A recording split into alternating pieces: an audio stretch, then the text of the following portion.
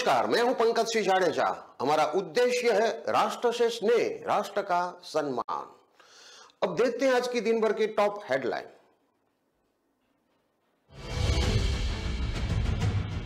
पटना के किडवईपुरी इलाके में दिवाली की रात हुई फायरिंग। हर्ष फायरिंग की सूचना पर पहुंची पुलिस। नलिनी अपार्टमेंट में से ओयो रूम संचालक गिरफ्तार।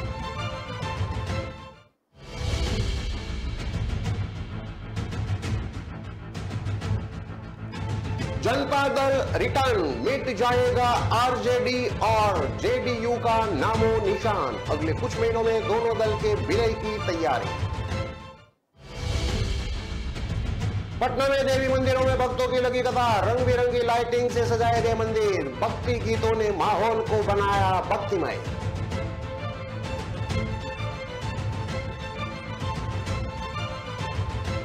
बिहार के मुख्य सचिव के साथ हुआ साइबर फ्रॉड। अमेजन मोबाइल्स के 90,000 की खरीदारी। एसबीआई में है अकाउंट, ओटीपी तक नहीं आया।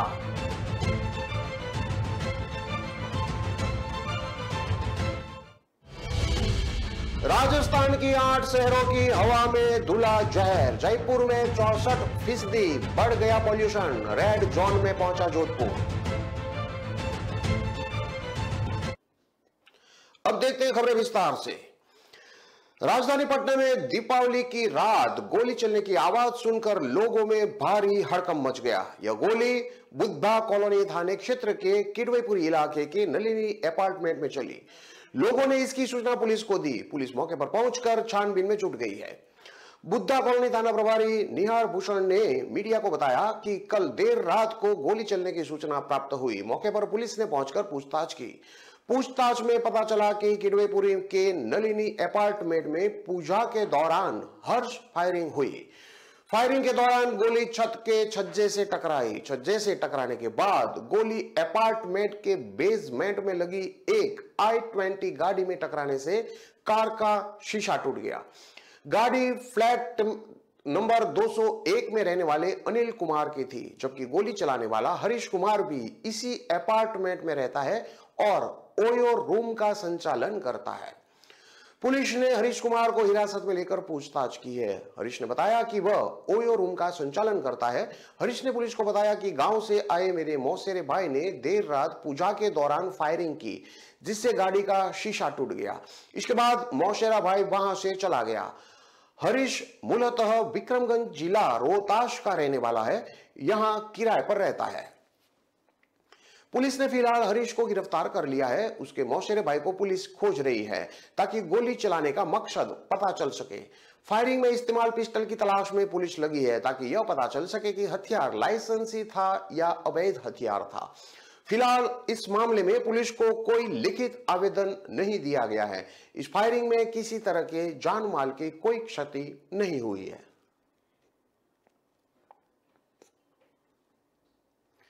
बिहार के राजनीतिक गलियारों में एक चर्चा आम हो गई है कि राष्ट्रीय जनता दल और जनता दल यूनाइटेड का विलय होने वाला है और बिहार का कमान तेजस्वी यादव के हाथ में आ जाएगा।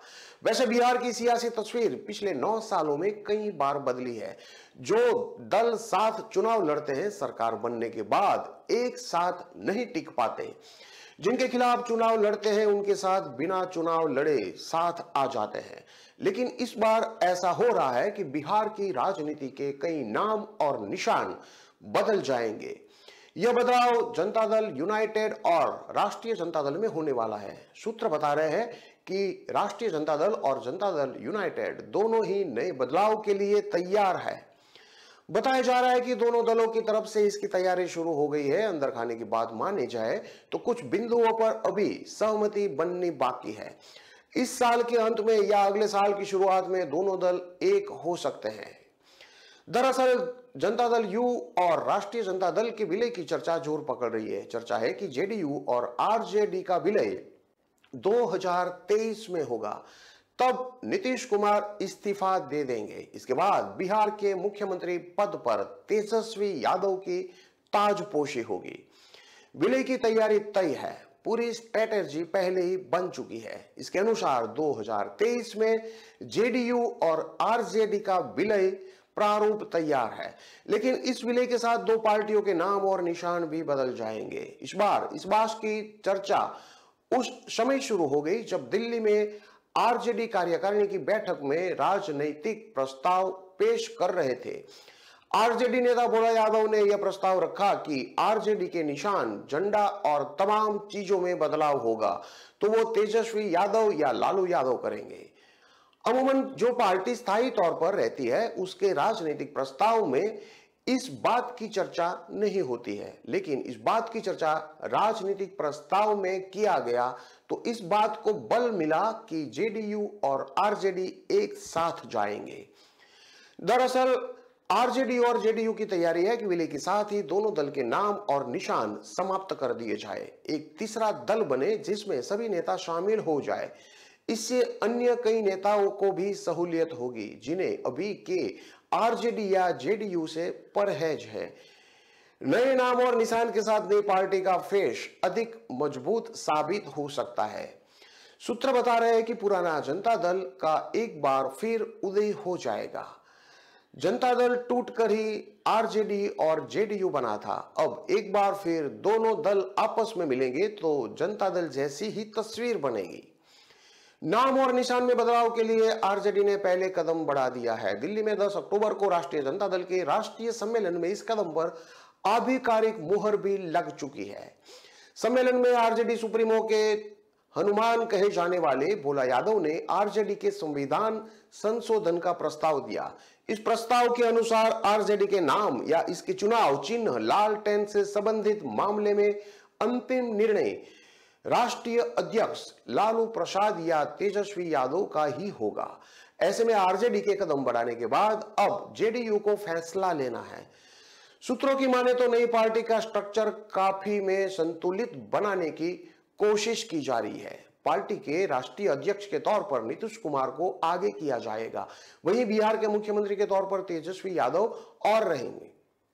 मुख्यमंत्री पार्टी के राष्ट्रीय अध्यक्ष बनेंगे तो उन्हें राष्ट्रीय स्तर विपक्ष के नेता के तौर पर उभारने की पूरी कोशिश की जाएगी। नीतीश कुमार को नरेंद्र मोदी के बराबर तैयार किया जाएगा। बताया जा रहा है कि जिस तरह स्थितियां बनेगी उसके मुताबिक कुछ बदलाव भी किए जाएंगे।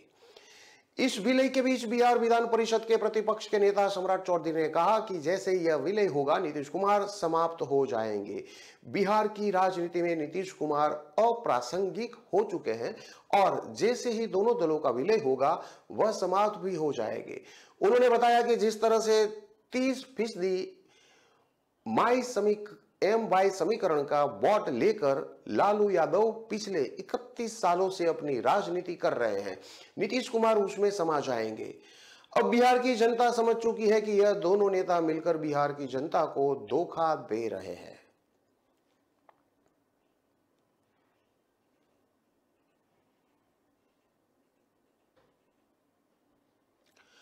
पटना सिटी के बड़ी पट्टन देवी मंदिर के साथ ही शहरी और ग्रामीण इलाकों में देवालय में लक्ष्मी पूजा को लेकर भक्तों की भीड़ उमड़ पड़ी।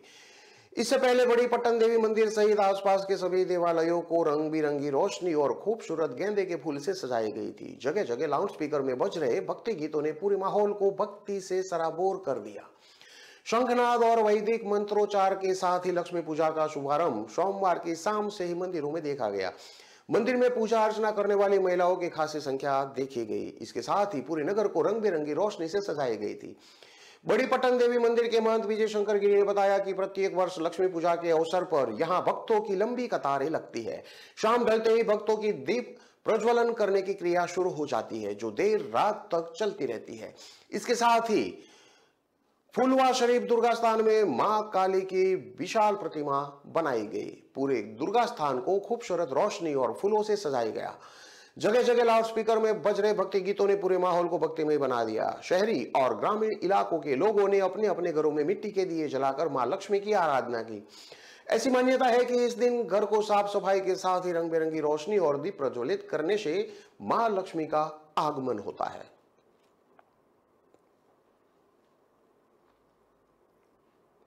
बिहार के सबसे बड़े प्रशासनिक अफसर मुख्य सचिव आमिर सुबहानी के साथ ही साइबर फ्रॉड हो गया। उनके अकाउंट से 90,000 रुपये की ऑनलाइन खरीदारी कर ली गई। यह खरीदारी अमेजॉन और मोबीक्विक वेबसाइट से की गई। मुख्य सचिव की अकाउंट एसबीआई में है। मुख्य सचिव को फ्रॉड का तब पता चला जब अकाउंट से रुपये कटने के मैसेज आने लगे। मामले में आर्थिक अपराध इकाई जांच कर रही है। चौंकाने वाली बात यह है कि जब इन रुपयों को ट्रांसफर किया जा रहा था तो मुख्य सचिव के मोबाइल पर बैंक की तरफ से ओटीपी भी नहीं आया, लेकिन रुपये ट्रांसफर किए जाने के बाद का मैसेज जरूर आया। इसे पढ़ने के बाद मुख्य सचिव के भी होश उड़ गए। आमिर सुबहानी की तरफ से रविवार को अपने साथ हुए साइबर फ्रॉड की जानकारी आर्थिक अपराध इकाई के तहत चल रहे साइबर सेल को दी गई। इसके बाद ईओयू की टीम एक्टिव हुई। अज्ञात साइबर अपराधियों के खिलाफ एफआईआर दर्ज किया गया। इसके बाद टीम ने अपनी जांच शुरू की। जिस अकाउंट से फ्रॉड हुआ था वो भारतीय स्टेट बैंक में है। शुरुआती जांच के दौरान ईओयू ने पता लगा लिया कि रुपया कहां ट्रांसफर हुआ है। ईओयू को अपनी जांच में पता चला कि साइबर अपराधियों ने 2 बड़ी कंपनियों के वेबसाइट से ऑनलाइन शॉपिंग की थी। हजारों रुपये का सामान अमेजॉन से खरीदा गया था। 50,000 रुपये की खरीदारी अमेजॉन से की गई थी, जबकि 40,000 रुपये की खरीदारी मोबीक्विक वेबसाइट से की गई है। ईओयू की टीम ने दोनों ही कंपनियों के अधिकारियों से बात करने की कोशिश की। मोबीक्विक की टीम से बात हुई, पूरा मामला बताया गया। मोबीक्विक ने सामान की डिलीवरी रोक दी और इस तरह से 40,000 रुपये बचा लिए गए। मगर सूत्रों की माने तो अमेजॉन की टीम से अब तक बात नहीं हो सकी है। फिलहाल इस केस की जांच चल रही है। एटीएम फ्रॉड करने वाली गैंग के सरगना पंकज सैनी और उसके साथी विकास साहनी को पुलिस ने गिरफ्तार किया है। पंकज साइबर फ्रॉड को प्राइवेट लिमिटेड कंपनी की तरफ चला रहा है। गैंग में काम करने वालों को हर महीने एक तय सैलरी दी जाती है। इस कंपनी में 200 लोग काम करते हैं जिन्हें पंकज ने ट्रेन किया है। पंकज खुद करोड़पति है और उसने 3 शादियां की है।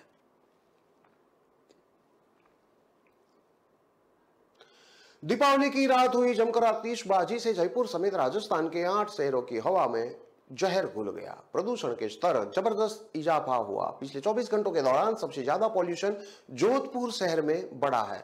यह पहली बार इस सीजन में रेड जोन में आ गया है। जोधपुर में मंगलवार सुबह यानी कि आज सुबह 8 बजे एयर क्वालिटी इंडेक्स यानी कि AQI लेवल 300 के पार पहुंच गया।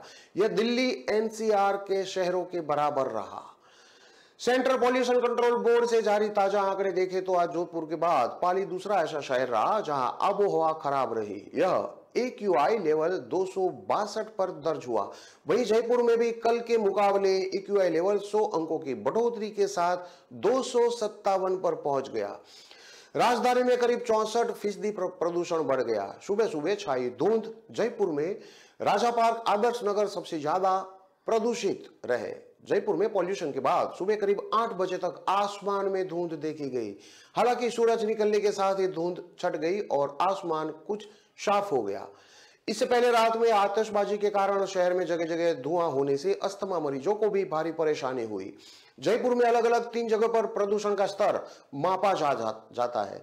इसमें आदर्श नगर एरिया में सुबह 8 बजे सबसे ज्यादा 257 का लेवल रहा, जबकि पुलिस कमिश्नरेट के आसपास 255 और शास्त्री नगर में 207 लेवल रहा। जयपुर पाली शहर में कल तक प्रदूषण का स्तर 150 से नीचे था, वह आज बढ़कर 200 के ऊपर चला गया। केवल उदयपुर और अलवर ही ऐसे शहर रहे जहां AQI लेवल 200 से नीचे रहा। उदयपुर में AQI लेवल 196 जबकि अलवर में 141 रहा। AQI को इसकी रिकॉर्डिंग के आधार पर 6 कैटेगरी में बांटा गया है। 0 और 50 के बीच AQI को अच्छा, 51 और 100 के बीच संतोषजनक, 101 और 200 के बीच मध्यम, 201 और 300 के बीच खराब, 301 और 400 के बीच में बेहद खराब और 401 से 500 के बीच में गंभीर श्रेणी में माना जाता है। जयपुर, कोटा, पाली, भिवाड़ी, अजमेर शहर आज ऑरेंज जोन में है, जबकि जोधपुर रेड जोन में आ गया। वहीं अलवर और उदयपुर आज येलो जोन में है। एक दिन पहले अलवर ग्रीन जोन में था, जहां AQI लेवल 100 से नीचे था।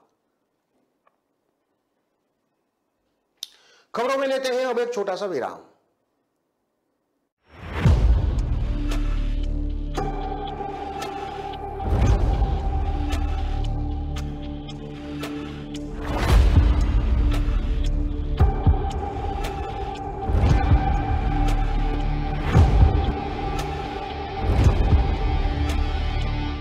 Amazon Great Indian Festival starting 23rd September. Ramesh के घर बड़ा वाला टीवी आया, पम्मी जी ने लेटेस्ट फैशन सबको दिलाया, चंचल ने भी नया फोन बढ़िया डील में पाया। अरे बोलो बोलो पूरे मोहल्ले को जानना है। Amazon से लिया, Amazon से लिया, Amazon, Amazon, Amazon। आ रहा है Amazon Great Indian Festival, बड़े ब्रांड्स पर बड़ी डील्स, नो कॉस्ट EMI और बैंक डिस्काउंट 23 सितंबर से लिया।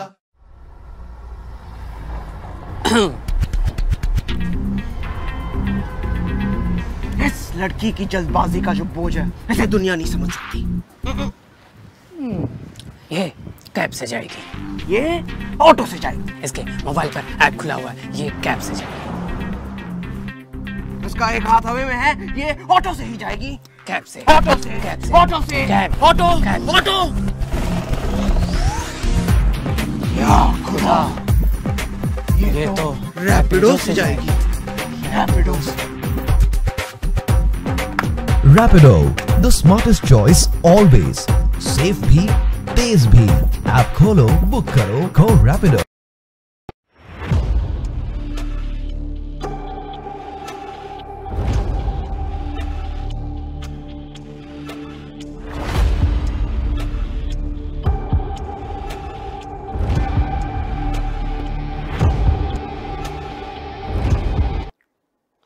विराम के बाद एक बार फिर से आपका स्वागत है। अब देखते हैं आगे की और खबरें। अजमेर जिले के Nashirabad national highway Ramsar bypass चौराहे से पुलिया पर एक चलते ट्रैक्टर में अचानक आग लग गई। अचानक आग लगने पर ट्रेलर के चालक और खलासी ने चलते ट्रेलर से कूदकर अपनी जान बचाई। आग से ट्रेलर जलकर खाक हो गया। दमकल ने पहुंचकर आग पर काबू पाया। इस दौरान वाहनों को पुलिया के ऊपर जाने से रोक दिया गया। आग पर काबू पाने के बाद यातायात सुचारू किया गया। इस दौरान 1 घंटे तक यातायात भी भारी प्रभावित रहा। पुलिस के अनुसार ट्रेलर दिल्ली से टाइल्स भरकर चेन्नई जा रहा था। शाम करीब 7 बजे रामसर बाईपास चौराहे स्थित पुलिया पर चलते ट्रेलर में अचानक डीजल टैंक के पास संभवतया शॉर्ट सर्किट होने से आग लग गई, जिससे आग ने कुछ ही देर में विकराल रूप धारण कर लिया। ट्रेलर में अचानक लगी आग को देखकर ड्राइवर ने ट्रेलर को पुलिया के ऊपर ही रोककर खड़ा कर दिया और ड्राइवर और खलासी नीचे कूद गए। सूचना मिलने पर सदर थाना पुलिस ने मौके पर पहुंचकर दमकल को सूचित किया। पुलिस ने पुलिया के ऊपर जाने वाले यातायात को रोका। दमकल के मौके पर पहुंचने से पहले ही विकराल आग ने पूरे ट्रेलर को अपनी चपेट में ले लिया और ट्रेलर जलकर राख हो गया। दमकल ने आग पर काबू पाया। इस दौरान करीब 1 घंटे तक यातायात बाधित रहा। आग बुझने पर यातायात फिर से सुचारू किया गया। जयपुर की एक सोसाइटी ने इस बार सबसे अनोखी दिवाली देखी। यहां रोबोट्स ने फुलझड़ियां चलाई और ग्रीन पटाखे फोड़कर जश्न मनाया। जब रोबोट ने सोसाइटी में आने वाले मेहमानों को उनके नाम से पुकारा तो लोग चौंक गए। इतना ही नहीं, रोबोट्स ने सम्मान देते हुए हाथ मिलाया और हैप्पी दिवाली भी विश की। यह नजारा ऐसा था जैसे दीपावली सेलिब्रेशन किसी और ही प्लैनेट पर चल रही है। रोबोट की हर एक्टिविटी ने सभी विजिटर्स को चौंका दिया। लोग जितने सरप्राइज थे उससे कहीं ज्यादा अपने आप में सबसे अनूठी दिवाली भी एंजॉय कर रहे थे। यह नजारा देखने को मिला जयपुर के गुलमोहर गार्डन सोसाइटी में, जहां दिवाली के मौके पर लोगों को रोबोटिक टेक्नोलॉजी के बारे में अवेयर करने के लिए के उद्देश्य विशेष techno event Deepawali with robot का आयोजन किया गया था। रोबोटिक एक्सपर्ट्स भुवनेश मिश्रा ने बताया, इस इवेंट को करने के पीछे एक खास सोच थी। जब हम सभी दीपावली मना रहे होते हैं तब फायर ब्रिगेड, पुलिस, सफाई कर्मी जैसे कई लोग अपने परिवार से दूर अपनी ड्यूटी कर रहे होते हैं। ऐसे में ये रोबोट उनका सहारा और एक बेटर ऑप्शन बन सकते हैं।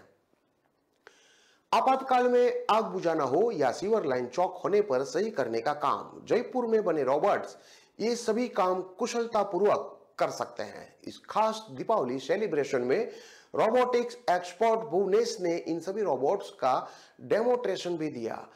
निर्देश मिलने पर रोबोट्स ने अपनी सभी कामों को पूरे भी किए।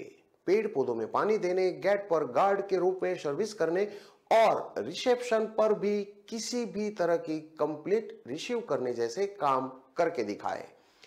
खास बात यह है कि सभी रोबोट क्लब फर्स्ट रोबोटिक्स द्वारा जयपुर में ही तैयार किए गए हैं। इनमें जीना 5.0 ऑल टेरेन रोबोट, जीना 6.0 सोलर मैनहोल क्लीनिंग रोबोट, सोना 3.5 AI ह्यूमनॉइड्स रोबोट और सोना 2.5 सर्विस रोबोट मेन थे। सोना 2.5 सर्विस रोबोट ने इस खास सेलिब्रेशन पर फैक्ट्रियों में फूड सर्विस का काम किया, कस्टमर से ऑर्डर लेकर टेबल तक सर्व किया। सोना 3.5 AI ह्यूमनॉइड्स रोबोट्स ने सोसाइटी में कंप्लेंट रजिस्टर करने, फीडबैक देने और सोसाइटी से संबंधित क्वेरी का जवाब देने का काम किया।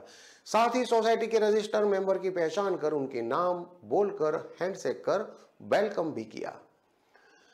आर्मी के टैंक की तर्ज पर डिजाइन किया गया सेना 5.0 ऑल टेरेन रोबोट काफी छोटा होने के बावजूद काफी पावरफुल है। डिफेंस के काम करने के उद्देश्य से डिजाइन किए गए इस रोबोट ने सोसाइटी में फायर फाइटिंग सिस्टम एक्टिव करने, गार्डन में पानी देने और गार्ड की तरह वीडियो सर्विलांस का काम किया। इसने सोसाइटी में गलत तरीके से पार्क किए गए वाहनों को भी हटाया। सोलर बेस्ड और जेपीएस और गैस डिस्कनेक्ट अलार्म से लेस जीना 6.0 सोलर मैनहोल क्लीनिंग रोबोट के जरिए गहरे मैनहोल और ड्रेनेज की सफाई का डेमोन्स्ट्रेशन दिया। इस रोबोट में लगे कैमरे द्वारा मैनहोल को मॉनिटर भी किया गया। जैसलमेर के सोनारदुर्ग के परकोटे में सोमवार रात 10 बजे आग लग गई। पटाखे की चिंगारी 2 जगह सूखी घास में लग गई, धीरे धीरे बढ़ने लगी। दुर्ग में रहने वाले लोगों ने परकोटे के अंदर से आग पर पानी डालकर बुझाने की कोशिश की, लेकिन आग नहीं बुझी। 2 फायर ब्रिगेड ने करीब 2 घंटे की कड़ी मशक्कत के बाद आग पर काबू पाया। पटाखों की वजह से सोनदुर्ग के परकोटे की घास में आग लगी। आग सोमवार रात करीब 10 बजे के आसपास लगी। गौरतलब है कि इस सीजन में अच्छी बारिश की वजह से सोनदुर्ग में परकोटे में चारों तरफ अच्छी खासी घास उग आई है। ये घास सूख जाने की वजह से इनसे पटाखे की वजह से जल्द ही आग पकड़ ली। आग परकोटे में 2 जगह लगी। शिव रोड के दोनों तरफ से दूर से ही एक तरफ से सोनार किले के परकोटे के बाहर लगी आग दिखाई दे रही थी। लोगों ने फायर ब्रिगेड को सूचना दी। सूचना पर मौके पर आई 2 दमकलों ने करीब 2 घंटे की मशक्कत के बाद सूखी घास में लगी आग बुझा दी। अगर समय रहते आग को नहीं बुझाया जाता तो सोनार दुर्ग की परकोटे की दीवार को नुकसान हो सकता था।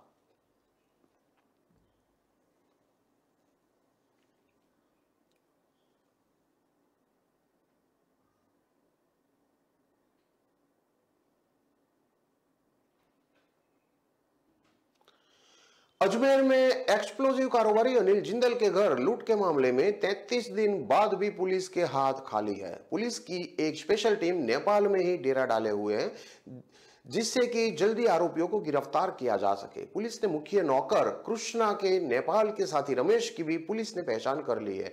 पुलिस ने रमेश और कृष्णा के परिजनों से उसके बारे में पूछताछ की है। रमेश और मुख्य आरोपी नेपाल मूल के हैं और उनके साथ वारदात में अन्य आरोपी भी शामिल है। जिला पुलिस की टीम आरोपियों की तलाश भारत नेपाल बॉर्डर इलाके में कर रही है।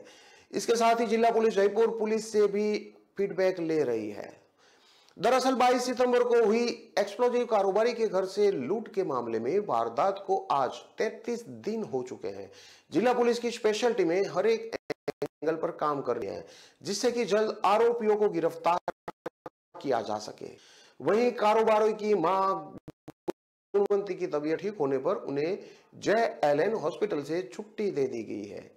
माना जा रहा है कि पुलिस की एक स्पेशल टीम नेपाल में ही लगी हुई है, जिससे कि उन्हें जल्द गिरफ्तार किया जा सके। आरोपी कृष्णा को कारोबारी जिंदल के घर नौकरी रमेश की सिफारिश पर ही दी गई थी। रमेश ENT हॉस्पिटल में वारदात से कुछ समय पहले ही चौकीदारी के तौर पर काम करने लगा था। पुलिस के अनुसार वारदात के बाद रमेश भी फरार है। सीसीटीवी कैमरे में फुटेज के आधार पर माना जा रहा है कि आरोपी कृष्णा के साथ रमेश और एक अन्य युवक वारदात में शामिल है। पुलिस के अनुसार जिंदल के घर वारदात करने वाले नेपाल मूल के तीनों युवक नेपाल भागने की फिराक में बॉर्डर इलाके में ही छिपे हुए हैं। पुलिस अन्य पुलिस की मदद से लोकेशन ट्रेस करने में जुटी हुई है। जयपुर के करणी विहार थाना अंतर्गत गत मई में एग्रीकल्चर व्यापारी मैथिली शरण शर्मा के परिवार को बंधक बनाकर डकैती की वारदात के मामले में पुलिस ने 4 आरोपियों को भारत नेपाल बॉर्डर पर ही पकड़ लिया था। शर्मा के यहाँ नेपाली नौकर ने नेपाल निवासी अन्य साथियों के साथ वारदात को अंजाम दिया था। जयपुर पुलिस को यह मामले में तपेंद्र नेपाली और संतोष नेपाली सहित 14 आरोपियों की तलाश है। जयपुर पुलिस से फीडबैक लेकर जिला पुलिस भी इस तरीके से आरोपियों की खोजबीन कर रही है। नेपाल बॉर्डर पर गौरीकंटा, तिकोनिया, लखीमपुर खीरी और बनवास, रैक्सोल, गोरखपुर इलाकों में पुलिस की निगरानी बनी हुई है। कारोबारी अनिल जिंदल के घर काम करने वाले आरोपी नौकर कृष्णा की पुलिस को जिंदल के घर से एक नोटबुक और अन्य सामान बरामद हुआ है। नोटबुक के कुछ पन्नों में आरोपी कृष्णा ने नेपाली भाषा में खुद की पर्सनल इंफॉर्मेशन लिखी है, जिसे पुलिस ने जब्त कर अनुसंधान कर रही है। जिंदल परिवार ने वारदात से कुछ समय पहले ही आरोपी कृष्णा को एक परिचित के कहने पर नौकरी पे रखा था। जिंदल परिवार के लोगों ने इस बारे में कोतवाली पुलिस को वेरिफिकेशन के लिए सूचना भी दी थी। थाने से महिला कांस्टेबल 3 बार 23 अगस्त, 25 अगस्त और 16 सितंबर को वेरिफिकेशन के लिए आईडी प्रूफ और अन्य कागजात लेने गई थी, लेकिन हर बार जिंदल परिवार के लोगों ने बाद में देने का कहकर टाल दिया था। पुलिस का कहना है कि अगर वेरिफिकेशन होता तो आरोपी की पहचान और उसके साथियों को सर्च करना आसान होता। कारोबारी अनिल जिंदल के घर के बाहर और अंदर सीसीटीवी लगे हुए हैं। इसमें दिखाई दे रहा है कि कृष्णा ने बेटी और पिता के जाने के बाद अपने साथियों को बुलाया, बाद में घर की खिड़की से बाहर देखता रहा। बेटी खुशी घर पहुंची तो सभी अलर्ट हो गए।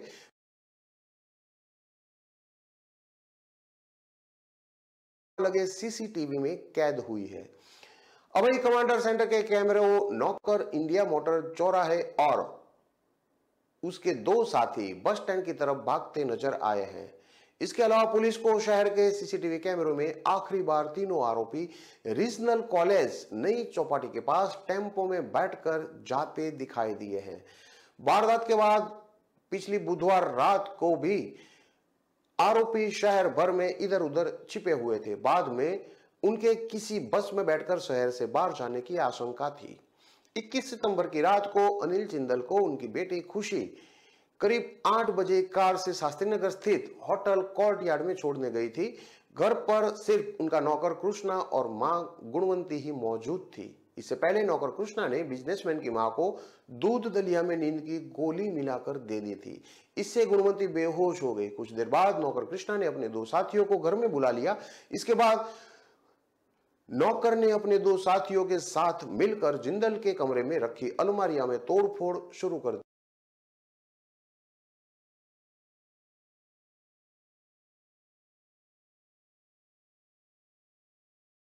में आने और बाहर से कोई आ ना जाए, इसकी लगातार निगरानी करता रहा। कुछ देर बाद अपने पिता अनिल जिंदल को छोड़कर बेटी खुशी जब वापस लौटी तो सभी अलर्ट हो गए और दूसरे गेट से दरवाजा तोड़कर भाग निकले।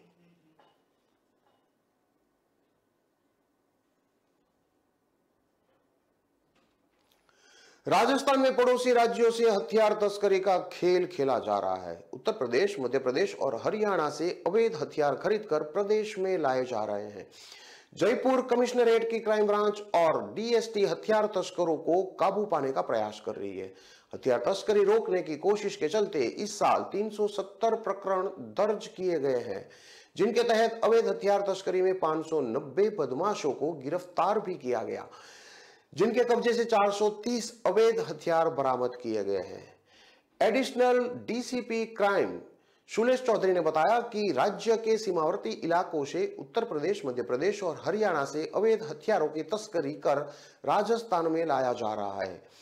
हथियार तस्करों के खिलाफ विशेष अभियान चलाकर भी कार्रवाई की जा रही है। जयपुर कमिश्नरेट की क्राइम ब्रांच और डीएसटी ने पिछले 2 सालों में 590 हथियार तस्करों को गिरफ्तार भी किया है, जिससे कई वारदातों को समय रहते टाला जा सकता है, जिसके चलते 370 प्रकरण दर्ज भी कर 430 अवैध हथियार बरामद किए गए। सीमावर्ती इलाकों में अवैध पिस्तौल 5000 रुपये में बेची जा रहे थे। उत्तर प्रदेश, मध्य प्रदेश और हरियाणा से अवैध हथियारों की तस्करी करके राजस्थान में तस्कर इन्हें 25,000 रुपये तक में बेच देते हैं।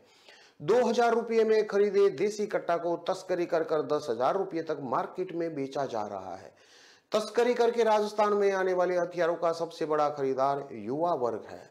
हथियारों के क्रेज के चलते युवा उन्हें अपने पास रखना पसंद करते हैं। राज्य में ज्यादातर हथियार मध्य प्रदेश से तस्करी कर लाए जाते हैं। उत्तर प्रदेश और हरियाणा के सीमावर्ती इलाकों से भी हथियारों की तस्करी कर लाया जाता है। राजस्थान के मेवात में भी अवैध हथियार बनाए जाते हैं। इन हथियारों की खपत ज्यादातर सवाई माधोपुर, करौली, टोंक, जयपुर, अजमेर इत्यादि शहरों में की जाती है। इन सभी खबरों को विस्तार से पढ़ने के लिए आप हमारे वेबसाइट का भी प्रयोग कर सकते हैं। हमारा वेब का पता है www.kalamkartavya.com। हमारी कलम ही हमारा कर्तव्य है कि उद्देश्य के साथ खबरों को आप राष्ट्र प्रथम के साथ देखते रहिए। नमस्कार।